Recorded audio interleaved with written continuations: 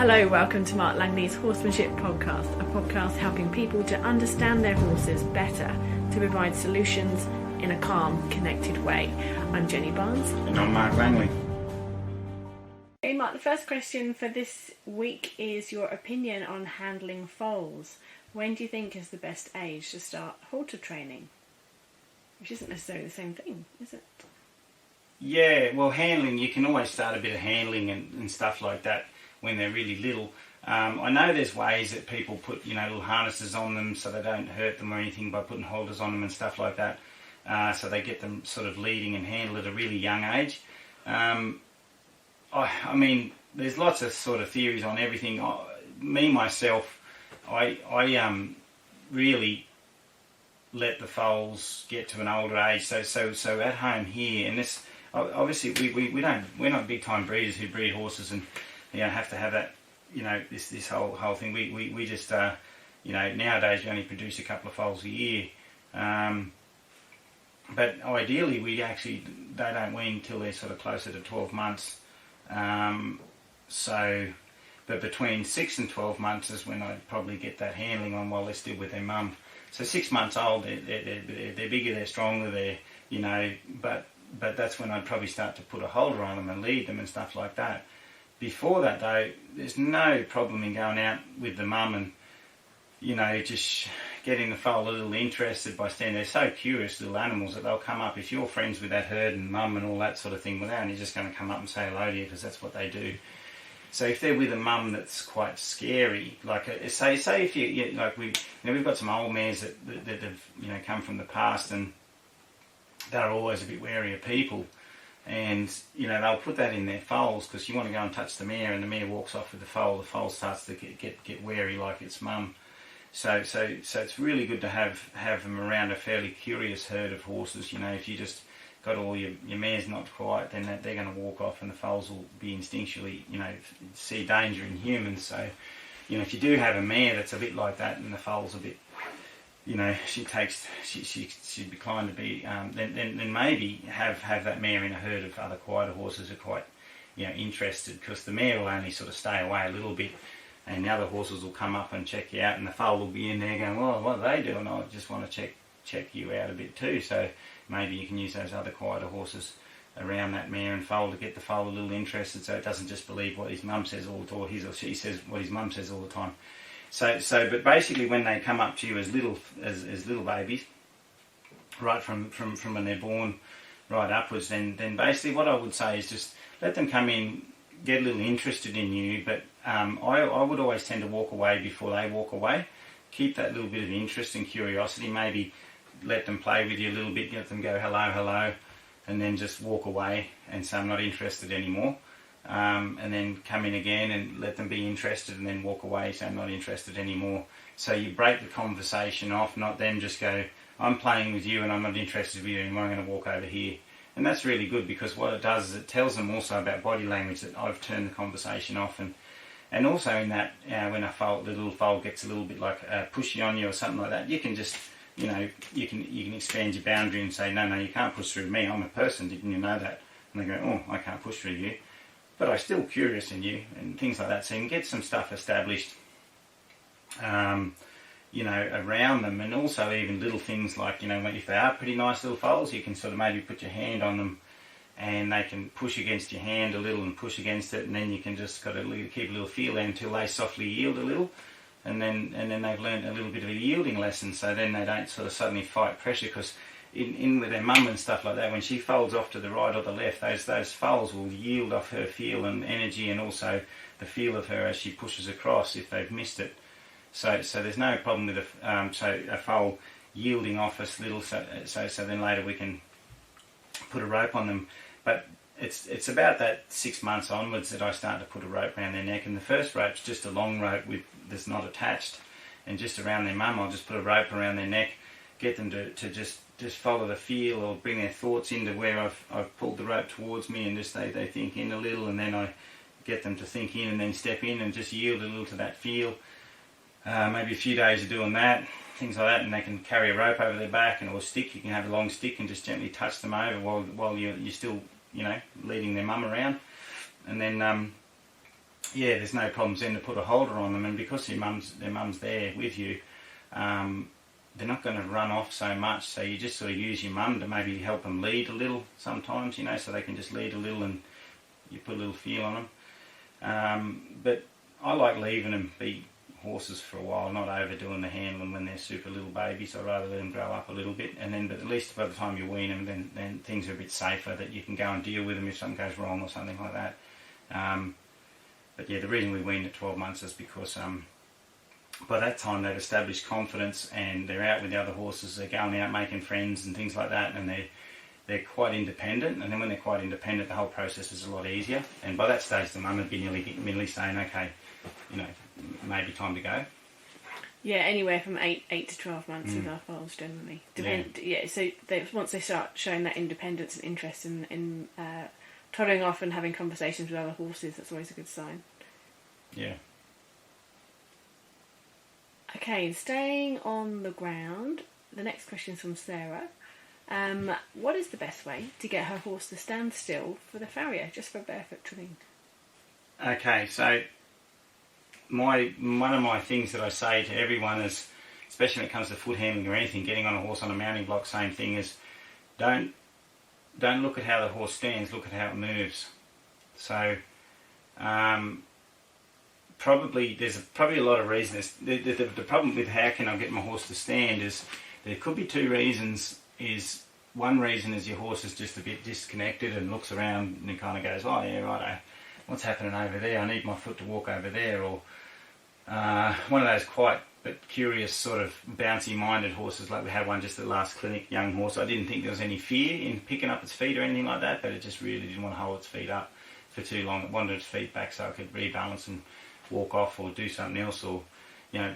So it's very a little bit immature in its mind, in the sense that it couldn't centre very well. So if that was the case, then you would basically teach your horse to centre more. So you know, if it zones out every time you distract it, you'd say let go of that thought, centre here, and you'd sort of discipline it in a way that gets its focal discipline in your horse, so your horse is more comfortable at, or it's showing more responsibility at keeping emotionally present in the environment around you. So, and you don't have to pick your horse's feet up to do that. You just sort of say, can you stand in this environment, and can I stand at your hip, can I stand at your ribs, can I stand everywhere where the farrier is going to stand without having to pick up the feet just yet, and can you just stand quietly here?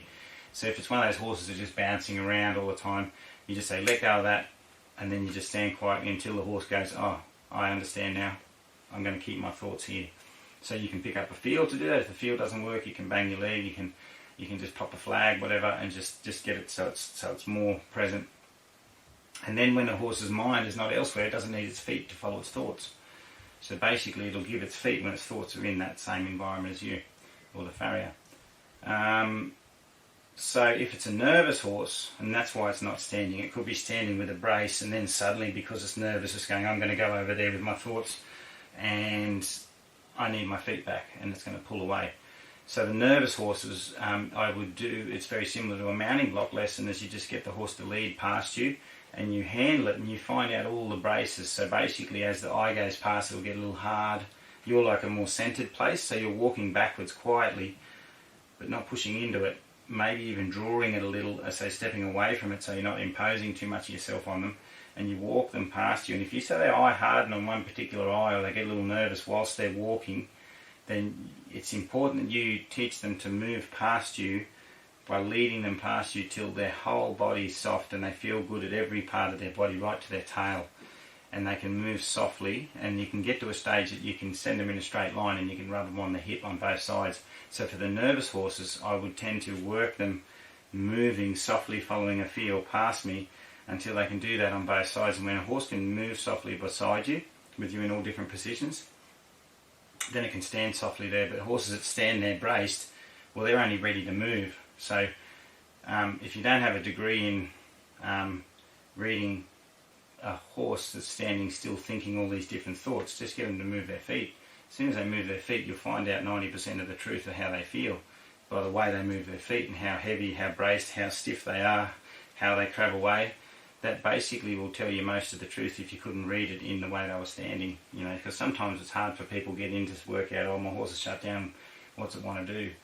Or, you know, a shut down horse may not want to move its feet. It braces that when it does, it moves with a rigid kind of evasive movement. So if you teach them to move and then softly get them to handle you and you handle them at the same time whilst they're moving, then they go, oh, this moving and handling's easy, you can handle me everywhere.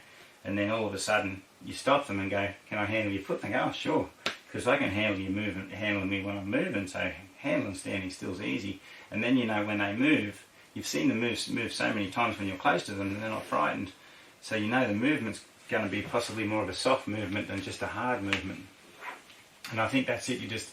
So yeah, they're either distracted or they're nervous distracted or nervous tight wanting to get away from the person. So yeah, it's just move and handling, just regulating or expose them in little increments to different parts down the sides, or if they're just an evasive, distracted horse, you know, get them more centred and connected. Sarah, there is a video on that on the membership too about getting a horse ready and have its feet picked up. So just do a search in the search bar on that one. Yeah, there's the one in the young horse handling, I think, which is good for young horses and stuff like that. But also through the membership videos, there's a lot of videos on getting horses to lead by, and also the nervous ones, and they're the ones in particular that are good for if it's a nervous horse. Okay, the next question is from Katie. Kate says her question is around building fitness and strength. What's the difference between challenging a horse versus asking too much? What fatigue and muscle soreness indicators would you watch out for? Okay, well, I'm going to help you with the question of some things that gets a horse fitter. So if you're asking too much or not, I don't know what you're aiming for with your horse. So, but basically what happens, I've seen, I did a ride years ago. It was a multiple sclerosis ride, and probably a lot of people in Australia go, I remember that ride because hundreds of people went on it. And so what happened was some horses weren't fit enough. They had a lot of food. They were big horses, but they weren't fit enough. So one turned to jelly, you know, just froze. You know, the biggest muscle fatigue you see in horses is when they've been strained too much and they tie up. So basically, I think it's an lactic acid build up through their muscles, and I've heard of horses having to be put down because of it, because they just went out and they worked on a hot day, worked their horse hard, and then they just tie up the next day. So the worst fatigue you're going to see in horses is muscle tying up, and they freeze up that they can't move. You got to lead them, they won't move. So that's the one you don't want. So I'm not going to go into the detail of foods. You have to look into that. You know, you'll have to go on the internet and search, you know, better foods for horses that obviously... talk to your vet. Yeah, talk to your vet, things like that. That sort of stuff I'd look into. But basically, you know, if you're going out every morning and you've been working, you've been educating your horse and you've been building fitness on it, and it's coming in quite stiff and sore, you might be overdoing it. You want to only build them so they can, you know, and you also got to spend, just like humans, you've got to spend another time loosening up and loosening down. Okay, so loosening before you maybe build a little bit more exercise, and then so I used to start a lot of endurance horses, and the people that I know of that went overseas to train endurance horses and help build endurance horses, and we're working also in Australia building endurance horses. And I think if you wanted to look into fitness and looking into how they build endurance horses is quite good, because the biggest aim within any endurance competitor is the horse stays sound. So soundness is a big thing, because they to have a competitive endurance horses, they can't vet out. So their fitness program is designed to build a horse's feet, bone, muscle.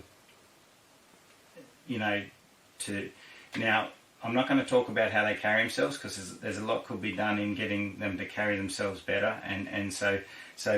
but what I'm going to talk about in the early stages of building endurance horses is the amount of kilometres, you know, they might do at a walk and just at a trot and things like that. So the person that I remember her telling me, so she said to get good horses that she used to spend a lot of time on the youngsters doing a lot of walking. And I think if you did a lot of walking to start with, to build that, you're loosening your horse up. But what I would also throw in is I'm an educator of horses and horses' minds, and to have a horse that's going to get really fit, I think they have to carry themselves a lot better. So what I would add in there is, whilst you're building up your walking, say your half an hour of walking your horse around to start, and that's also walking up and down hills, you know, over terrain where they have to move and think and use their body, and because that'll also strengthen their feet as well. So you're looking at strengthening their feet and their bones and everything by. So I think varied terrain is really important in your building up of horses, not just going out and carrying a circle in, you know, one way and the other, and then saying, right, my horse is getting fit. Because I've seen so many race horses that have been they've been super fast horses but broken down because of their feet and things like that, because they were standing in stables, put out on a wet track, put back in stables. So and then there's all these other issues that come from that. So I think the walking and the trotting, and then, but while you're out there, while you're walking, back up over here, step over here, try and get that horse soft and using its body all the time, so you're always putting performance in it. And then basically once you've sort of, then you might leg your horse up to a trot. But in that, put transitions in it too, so you might trot, you know, for you know, maybe a minute, but then you might go trot, walk, so the horse is pushing off into trot, coming softly back into walk, pushing off into trot. So it's not just sort of hammering along at a trot, it's actually using its whole body and also its mind. The biggest thing is using the horse's mind all the time, so you're building a soft, supple horse that's also getting fit. You know, so I know trotting is one thing a horse can do a lot of kilometres and build a lot of fitness on, and then you might do a little bit of canter, but that you know, that's only really just to get a horse fit, so you can go and maybe play a bit of polo on it, polo cross or whatever, and it's not going to just, you know, but I think you have to look at what you're looking for in your horse and what you really want to do with it, and then look into the best possible regime, you know, fitness regime, I guess, for what you're going to do with it. But we used to do a lot of horse trekking, and I think the only thing that kept those horses fit was they used to run on, you know, about 2,000 acres of sort of hard hilly country, and they were ridden, they have time off, but then when they were ridden constantly at a walk for a long time, like, because basically a lot of horse trekking was, you know, a lot of walking, and then you'd have your walks, trots and canters in sections, but there was a lot of walking, so it was all that constant walking and living out in an environment that kept them moving all the time, because it wasn't like there was so much feed in one spot. They had to move and use the whole property all the time. So, Mark, when you were doing those horse treks, though, what would you often look out for when things went wrong? What were some of the indicators that the horse was sore? Yeah, what were the so common ones? the biggest sorenesses, especially when it gets to carrying riders and stuff, so the loin, the lumbar region, through the hips, the hindquarter, the wither area, along their back, you know, badly fitting stuff, that's where you'd find most of all your ailments. So Mark often, when they're cold in the morning as opposed to at the end of a ride, isn't it? He'll run his fingers down either side of their spine, but you push quite hard. And sometimes you'll see them flinch, especially around the hip area, and that's a sign where the saddle has maybe... Yeah, so when the saddle's causing muscle soreness or bruising down either side of their spine, down you know, the loin, not just the loin, down the back straps of the horse, like either side of their spine.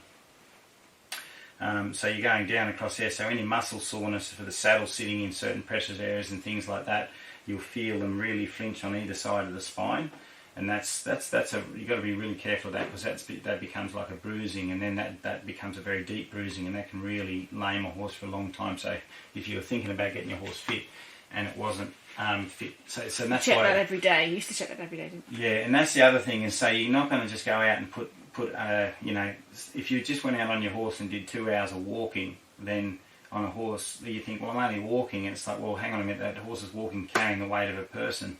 Moving weight. So I think when you are building fitness in your horse, you're not doing long exposures on a younger or greener horse, or a very soft horse, you know, one that's just been standing in a small paddock, because you've got to also take into account that they're carrying a weight on their back for that time, and that time carrying a weight, putting pressure on soft muscles, is going to cause bruising and soreness. So the fitness also comes into building, you know, shorter times at the start doing your walking and your trotting, but the horse doesn't get tired carrying someone, and they're not soft muscled that they get bruised from carrying that weight. So that the back has to strengthen too. So, and that's why I say everything you're doing in those start of those short, you know, walking and trotting and stuff at the start, it's shorter, but you're putting lots of transition in it, so the horse is constantly using its body and its mind, and then it's strengthening, and then it starts to learn to carry that weight more, and then everything slowly gets harder and fitter, then the horse can carry more for longer. But if you just sat on them and said, well, I'm only going to walk for 5 hours, well, they'll have a really sore back the next day. And as Danny said, the best time to check them is in the morning, you know, when an indicator when you go and catch your horse and it's kind of walking short up, then that's a real big indicator that your horse is kind of carrying a lot of soreness through its body, and that's when you go over all those areas. But the shoulders, you know, down through the shoulders, you want to check those shoulders for any sore points or anything like that, and the lumbar region along the back line, down the hips, down the sides of the, you know, hips, all through that lumbar down through, you know, from where their spine meets their hip. You just work your way down to in front of the hips there, pressing in any spots there, and you'll find some real tweaky spots there, especially, you know, from carrying weight, and especially the horses with the longer backs who sort of compensate a little bit, and that's why you transition in it, and good quality backups and good quality steering and all that sort of thing has to add into it, because it's the horse being more collected when it's doing things that helps it not get sore. And that's why I think a horse has to be balanced, not unbalanced. So the bit where I get a bit away from the endurance is like, well, I see a lot of endurance horses that are just hard and fit, but they're just all over the shop with it, putting their head up and stuff like that. Not all of them, but and I don't think that's good for the horse. I think them being softer, carrying themselves better is much better. So Kaylee, when you're doing your rides, just really quickly, when you're doing your rides, obviously you're increasing the length of time that you're out there for, or changing the train, making it harder. Rest days are also equally important, so you want your horse to come back and it's not too tired at the end of whatever you've been doing. You'll have to be the rest person to judge that, but having them come back happy is going to help you the next day when you go out, obviously. And each time you're increasing, they can only get fitter, so it's going to happen. It's just that you've got to make sure they're fit enough by the time whatever your deadline is for whatever your project is. But yeah, just make sure they have, when they do rest, make sure those rest days really, they do nothing. That's certainly from my personal experience as well. Emotional fitness. So yeah, you don't want them emotionally sour. So yeah, too big too early, and the horse zones out for too much time. So that's important in the training. Great, thank you very much for your questions. Everybody. I hope that helps everyone, and thank you for listening. Thank you. You can learn more from Mark online through his online training videos. Just search Mark Langley Horsemanship. There's over 380 training videos which everyone has access to with a 7-day free trial. If you like what you see, it's just $15 a month from there. That's help where you need it.